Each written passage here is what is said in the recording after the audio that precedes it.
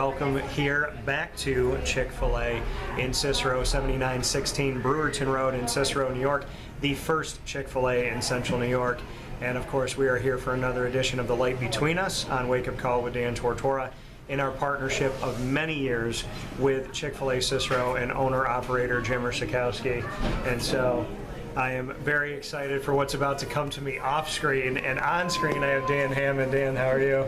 Good. Nice to meet you. Nice to meet you too. Nice to have you here. So these are the new Frosteds that we have at Chick-fil-A here in Cicero. And so I have a frosted Coke Zero. I love Coke Zero. And this is the first time I'm trying a frosted. Have you had one yet? I do the frosted coffee. Yeah. Because you can do like frosted anything here. Just about anything now. Yeah. It's like frosted napkins at this point. Frosted, you come and get them at Chick-fil-A Cicero, once again, 7916 Brewerton Road in Cicero, New York. They are open every day except for Sunday. As you know, they close for the Lord's Day. And you can get your favorite flavor here, frosted. You can get a coffee frosted, and then of course you can get the the sodas and the fruit punch and whatnot. So I'm trying out my Coke Zero right now, and that first sip was very good. So Dan, you've worked with Jimmer for a while now, right? Yeah, about 6-7 months. Yeah. And so having your time, you're with him every day. Just about. And him being an owner-operator of Chick-fil-A Cicero, we know that he's here, we know that he's having meetings, he's involved in the fabric of this Chick-fil-A in Cicero, New York, and at the same time, he is going through this journey with ALS. And so what's it like to be with him on the day-to-day and to help him through his journey? I'll tell you what, I have, and I tell this to everybody that asks me, I'd say I learned something about life. I learned something about business. I learned something about gratitude. I learned something every day working with Jimmer. And how did it come to be 6 or 7 months ago? How did this end up happening with you to work with Jimmer? Actually, my wife saw him Facebook post that he put up. He said he was looking for people to work with him, personal assistants, whatever it was. And so she sent that to me, and I actually contacted him. We were both out of state. I was in South Carolina at a baseball tournament. He was in Florida, soaking up the sun. Yeah. And then I contacted him, and we met through FaceTime. And then when we got back in town, we got together. So that was it. And how quickly did this come to fruition after you got together? Right away. It seemed to click and seemed to work right away. Why do you think that was? What is it about Szatkowski and you that you feel like kind of paralleled each other? I'm not really sure. I don't know. He's. I'm not sure what clicked. I would say, he had a need that I was able to fulfill and step into, and there always seemed to be. I'm not sure. I mean, did it feel natural between the two of you?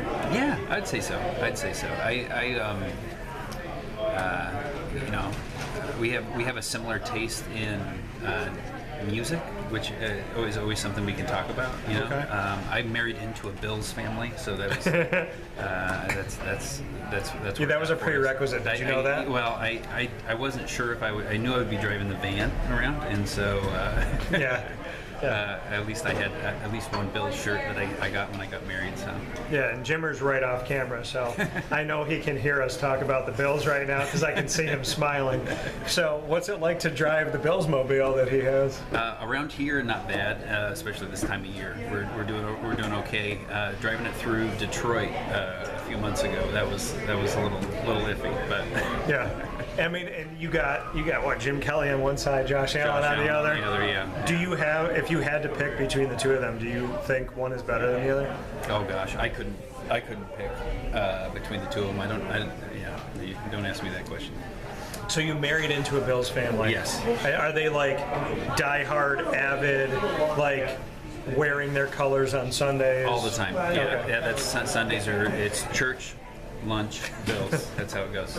So, did you watch football before marrying into this family? So I grew up in Indiana, and so we were Colts and Peyton Manning, and so I still have some family that they live in Indianapolis, and so when I moved to New York and married into the family, it was Bills. My father-in-law has been a Bills fan his entire life. So.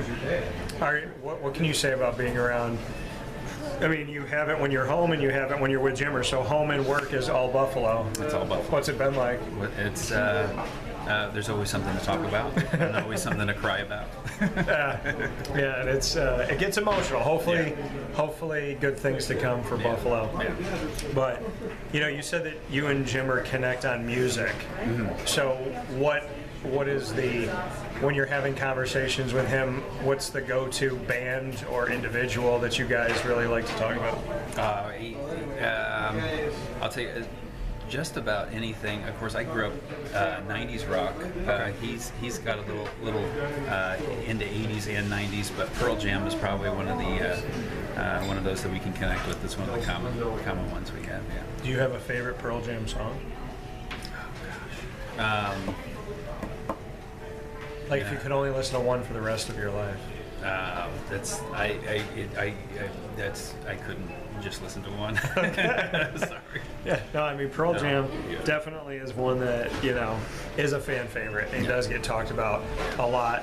So when you have these conversations with Jimmer, because you're obviously there with him as he's having conversations with people, you help people to understand when he's mouthing something and whatnot. So just bring me into that, kind of learning his language, his mannerisms, and being able to, essentially you're helping to deliver his message to people. So there's a lot of weight to that. Just bring me into having that responsibility.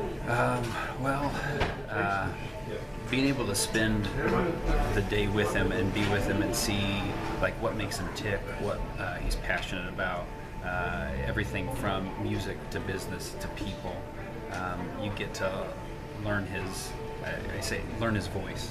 You know what I mean, and the heart and the passion that he has behind it. And so I would say that is being able to see him interact with people and what he draws out from people and how he inspires people, and that's, I would say, it's just the time spent with him that makes him click.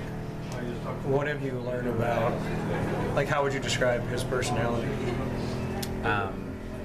Passionate. He's driven. I said this yesterday. You don't put Jimmer on pause. He doesn't stop. And so he is driven, but he is so centered on people, and that he just, even though he's driven and he's pushing out of love for the people that are around him, to inspire them, to push them to be better, and to just connect with people and connect people together. And when you see, him spreading his message, I got to know Jimmer when, we could hear his voice. Yeah. And now I've gotten to know Jimmer when, he's speaking a different way. Yeah. I don't see a difference in the human being because I've known him throughout these years for almost a decade. Yeah. What can you say about who he is and how this disease is a challenge, but it doesn't define him at all? I say I learn things about business and all this, but I like to see what he has taught me, even about myself. One thing, I don't know if I've told him this, but I have a notes list in my phone of things that I've learned from him. I call it just lessons from Jimmer. And one of those is, one thing I hear him say all the time is suffering is a gift. And so the things that he has learned through this process, you just kind of sit and you glean from that, and you just learn some of those things about, he says, what he's learned about patience, what he's learned about himself, what he's learned about perseverance, and you can hear those lessons in every interaction, whether it's a business interaction, even a football conversation. You'll hear him, and he just teaches that through all those conversations. So, how would you describe suffering as a gift? Well, I think it's just that, is that suffering kind of peels back the layers that we depend on so much. So like we, whether it's physically, mentally, whatever it is, there's so many things that we will lean on that are, whether they're crutches, metaphorically, or they are these things that we depend on that we shouldn't. And then so when we go through pain, we go through suffering, it peels back those layers, or it kind of takes those things away, and it makes us depend on the things that we really need to depend on, other people, our faith in God. And those are things that are a truer foundation than these other things that we may lean on. Jimmer shows you every day that you have to be humble. Yeah. And you have to be willing to accept the help of other people. Mm-hmm. What does that teach you about yourself in being open to be vulnerable and to lean on others when you need to? I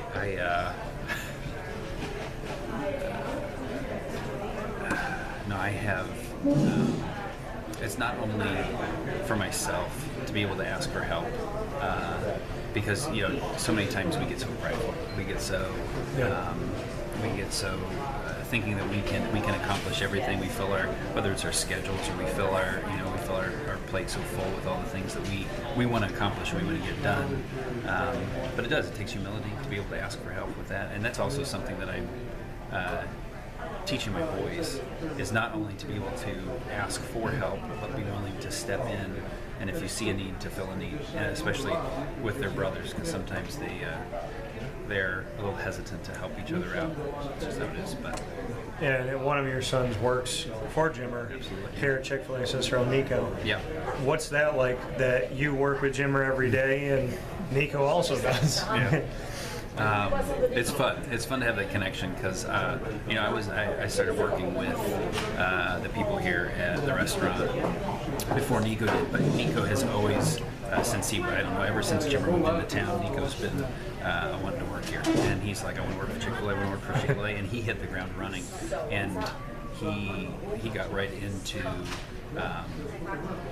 Wanted to learn everything, all the different parts that they have, and so it's neat to see and hear his perspective, and also it makes me really proud to hear the other workers talk about him and how great of a worker he is, how driven he is, how excited he is to be at work, how easily and coachable, or how coachable he is, and how easy he is to train. I love to hear that. These are proud things.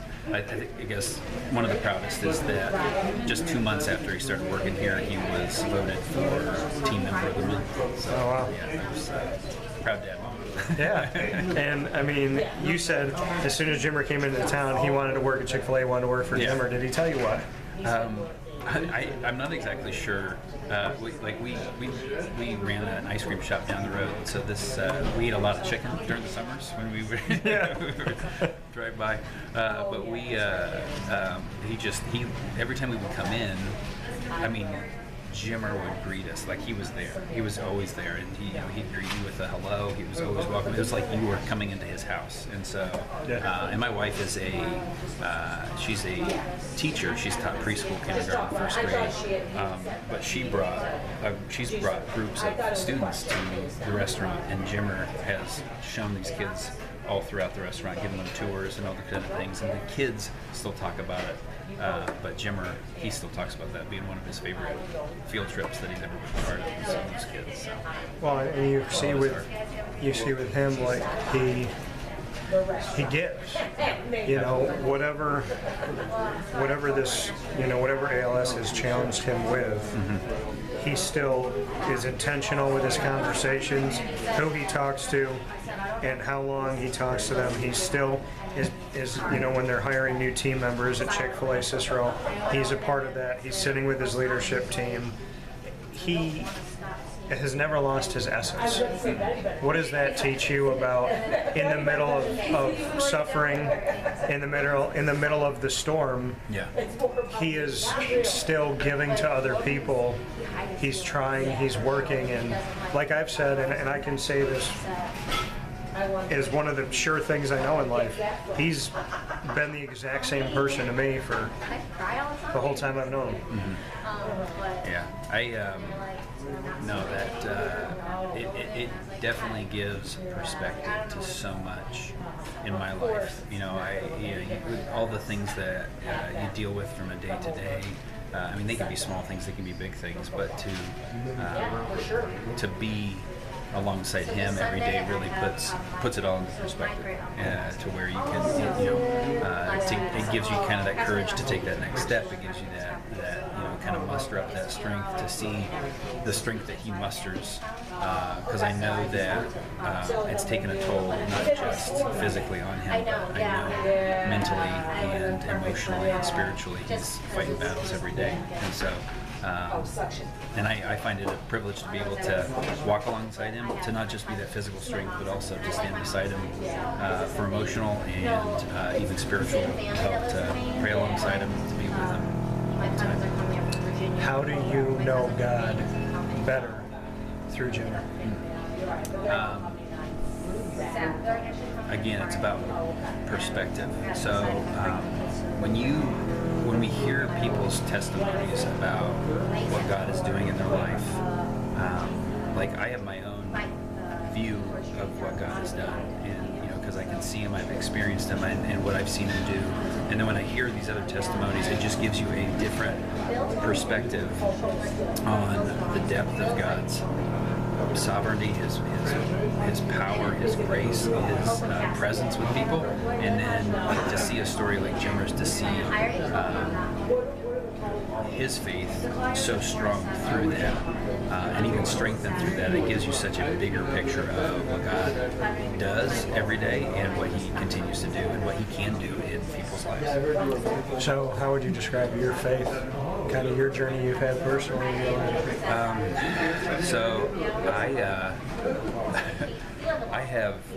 I grew up, I'm a pastor's kid. I'm a pastor at a church right around the corner, and so I have been able to,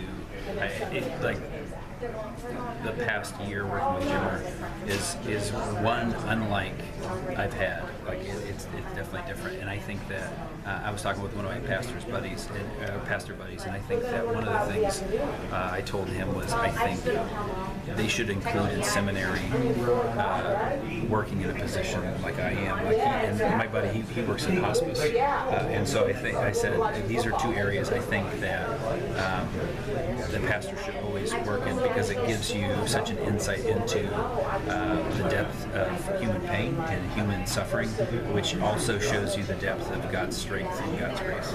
And so I think it's one of these things that I missed out on in my education. I went to education to be a pastor, but I think that's one of those things that often is missing, is that experience in the trenches of human suffering.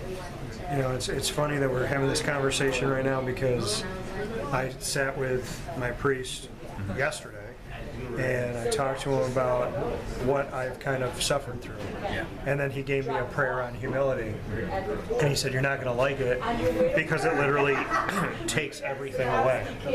It says, it says to take these fears away, but it also says, like, God, let other people be more successful than me. Let other people be holier than me. Let other people have more than me. Let people pass me to go to somebody else. Oh, yeah. I mean, what have you learned from humility and suffering? Because that's a hard thing for this world to hear, is a prayer that says, let it go to everyone else, but not me, or to them before me. Yeah, I'm going to need a couple of days off.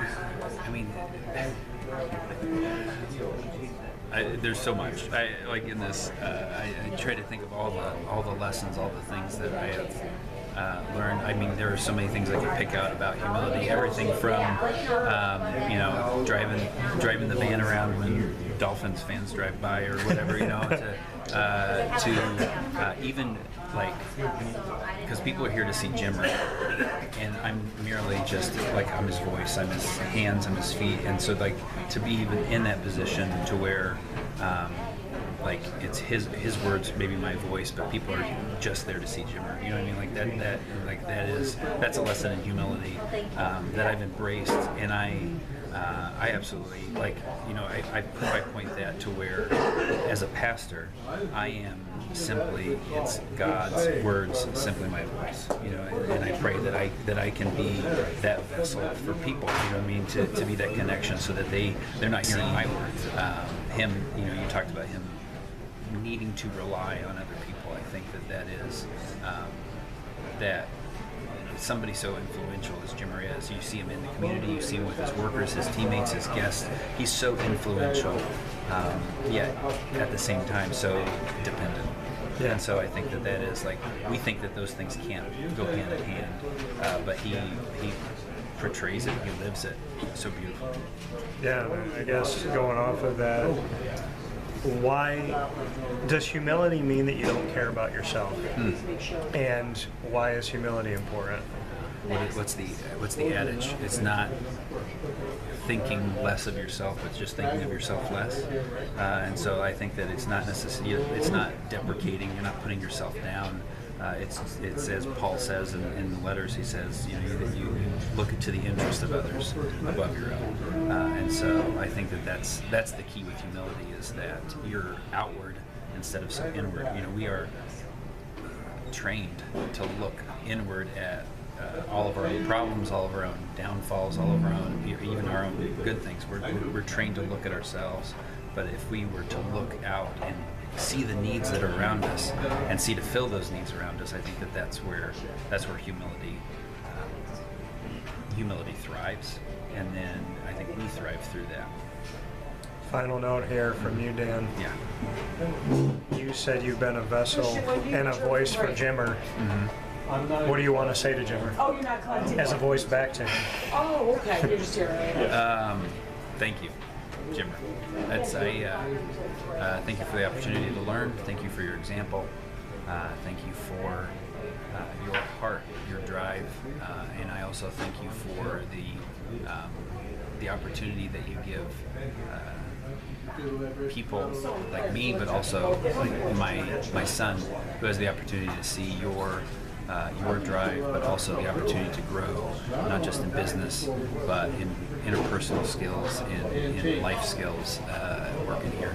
So I appreciate that. So I am grateful for you.